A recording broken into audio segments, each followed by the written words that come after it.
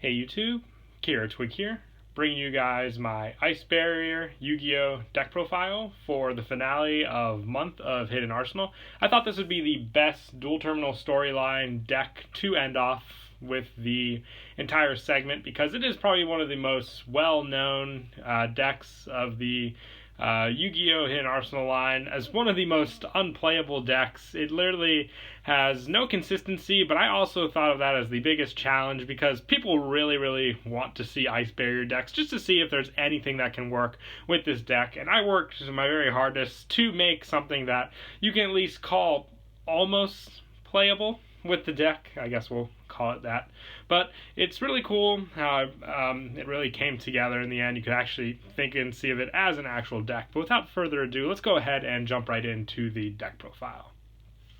So to start off, we're going to go right in line of the different levels of the Ice Barriers because Ties of the Brethren was the one thing that I found the most consistent to work to get a lot of Ice Barrier monsters out in one go. So I run 3 prior of the Ice Barrier. On his own, he's probably the best Ice Barrier just for his effect.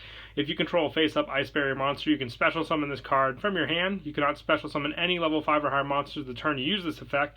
You contribute this card to target one Ice Barrier monster in your graveyard except for prior and special summon it. So he allows for that consistency to get monsters out on the field. So you can either link summon with the monsters you bring out or use their different effects, which there are a lot of different random Ice Barrier effects that go off here and there, and he just helps to set up whatever you need for that situation with an easy special summon as well. So that's why I definitely run him at 3.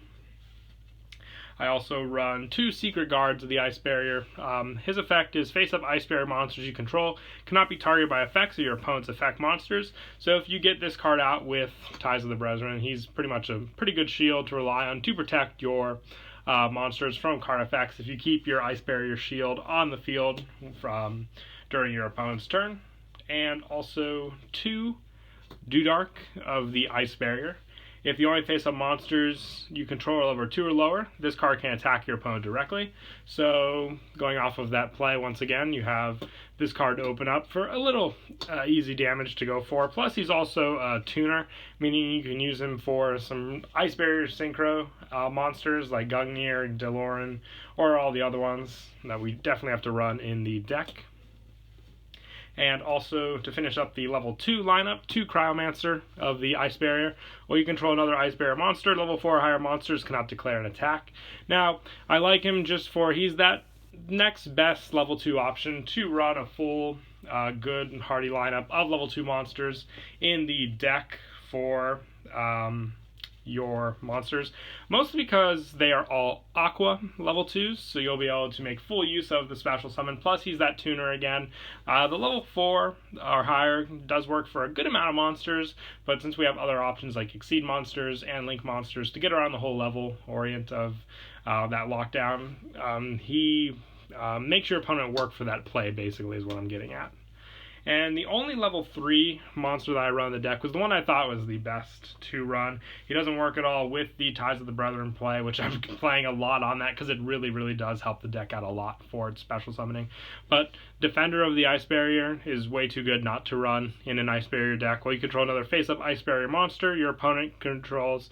Monster your opponent controls with attack equal to or higher than this card's defense cannot declare an attack. So I love that it goes off of the attack and not the level, obviously, because that stops a lot more monsters. So he's very good just to have, once again, for that defense stall play that you want to go for until you can get one of your bigger plays off with the deck. And now for kind of the stronger monsters in the deck, the level 4 Ice Barriers, I run 2 Dance Princess of the Ice Barrier. Once per turn, if you control another face-up Ice Barrier monster, you can reveal any number of Ice Barrier monsters in your hand. Select an equal number of set spell traps your opponent controls. Return the selected spell cards your opponent controls to the hand. One of the more offensive Ice Barrier cards that I like, just because it helps take care of back row, which, you know, counter traps and all that will really screw over a lot of your plans and key summons in the deck. So having her in the front lines to take care of those problems and having your opponent reset their traps again if they didn't activate them at the proper times. And her attack stats are pretty good as well.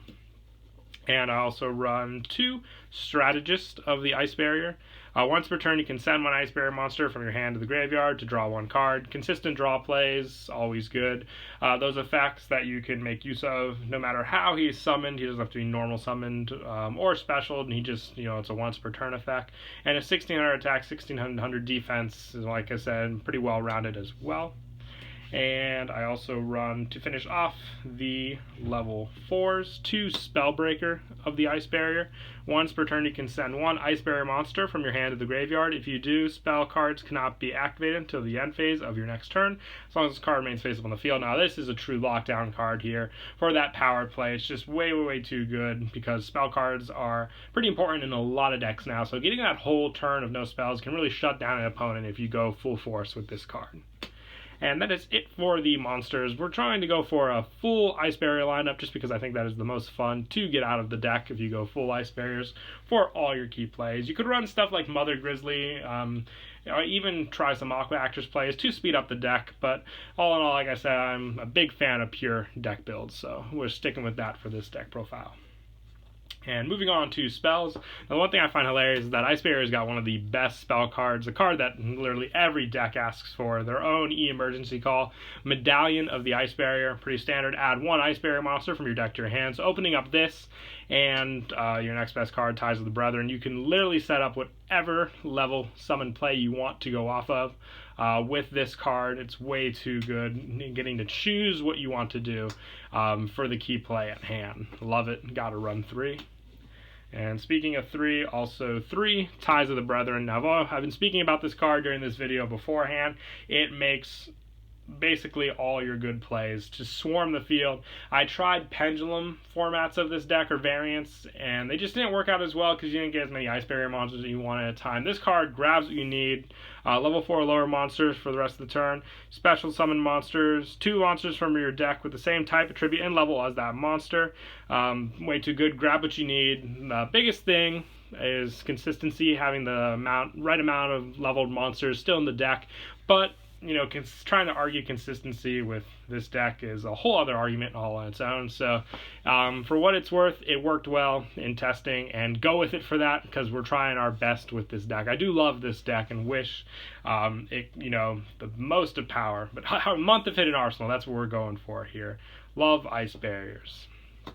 And 2 salvage, adding back your water monsters with this just helps with that hand consistency, especially for a lot of the discard effects as well, like Spellbreaker. You want those Ice Barrier monsters in your hand to use. And also 2 Moray Agreed. Now this helps with the drawing consistency, so you put back cards in the deck to special summon and get some more better draws, in my opinion. And also for some set field cards, not field spells, but field cards, I run 2 Aquarium set. All water monsters you control gain 300 attack and defense, and all Aqua Actresses you control gain 300 attack and defense. Now for the first effect, it's really good, and if this card is sent to the graveyard, you can target 1 Aqua type monster in your graveyard, special summon it. Also, you cannot basically special summon monsters for the rest of the turn except for Aqua monsters. With these you can grab the majority of the monsters we run, which are the level 2 monsters with this, so I thought that very good to run, and it helps the boost for all water monsters as well, getting some of your level 4s really boosted up as well. And also 2 Aquarium Stage. All water monsters you control cannot be destroyed by battle with a non-water monster, so this card definitely. I might even bump this one up to 3 and move the set down to 1, just for that cannot be destroyed by battle card. With your other Ice Barrier monster effects, it helps so much. Plus it has the Aqua type monster special summon effect, which is a great card just to play off of, because your opponent's not going to want to destroy it because they'll give you a monster out of it. And to finish up the spells, I run 2 double summon when you're not going for your Ties of the Brethren. Being short that 1 normal summon really can help with the deck, either to just set up a wall or something similar to that. So this card comes in handy a lot. And for more special summons, 1 reasoning, you run levels 2, 3, and 4 in the deck, so making your opponent difficult to guess what will come first out of the deck, and 1 soul charge for those speed plays again. Big monsters from the graveyard coming back. And for the trap cards, kind of small trap lineup, but it does help. 2 back to the fronts, once again the special summon aspect from the graveyard to go for, and 2 solemn strike and 1 solemn warning, just for a basic standard trap lineup of getting rid of the pesky big monsters that your opponent could dish out. And that is it for the main deck. We will now move on to the extra. It wouldn't be an Ice Barrier deck if we weren't running all 4 of the known Ice Barrier synchro monsters. We have Bryonic, Gungnir, Delorean, and Trishula. I find it quite fitting that we just made an Evil Swarm deck profile, and we have the evil counterparts in that deck profile, and we have their first forms in this one. Truly great and fun. Yeah, it's been a great month of Hidden Arsenal, and I really enjoyed doing it for you guys. Great way to end it off. But yeah, Bryonic with the bounce back effect. DeLorean basically has a return effect for face-up cards you control the owner's hand. For each card returned, he gains a power effect, so a power boost. Gungnir for the destruction effect, and everyone knows Trishula and his awesome banish effect. So each one, DeLorean and Bryonic, got the reverse share the same level, but level 6s are very easy to get off in the deck. Same with level 7 and 9 if you can get the 4, 3, and 2 out in the field to make Trishula. Probably one of the most difficult ones to get out in the deck, but I have seen it happen during the testing. And also 1 Black Rose Moonlight Dragon. If you want to run normal Black Rose, you can do that as well. Just the preferred one in my opinion in the deck. And then for the Exceed monsters, I run 1 number 47 Nightmare Shark, 1 Silent Honor Arc, 1 Abyss Dweller, 1 Dark Rebellion, 1 Herald of the Pure Light, just for draw consistency, and like I said, the graveyard can come in handy a lot with this deck. 1 number 103 Ragna Zero, and 1 number 41 Baguska to finish off the Exceed monsters. And for the Link monsters, I run 2 Miss Starboy, like I said, water monsters in this deck. 2 good, the add back effect and the boost from this, plus your stages can really get some big numbers on the field for your water monsters, and 1 Decode Talker to finish off the extra deck. But yeah, that is it for the deck profile. I hope you all enjoyed all of a month of Hidden Arsenal dual terminal storyline. It was a lot of fun doing it. I enjoyed all the deck profiles that were put into it. Some key thoughts. I can't wait to think of other deck profile themes for the coming year. I might do some other ones, have some great ideas, and I'd love to dish them out to you guys. Like I said, stay tuned for a lot more deck profiles this year, a lot of fun ones, and until next time, Kira Twig out.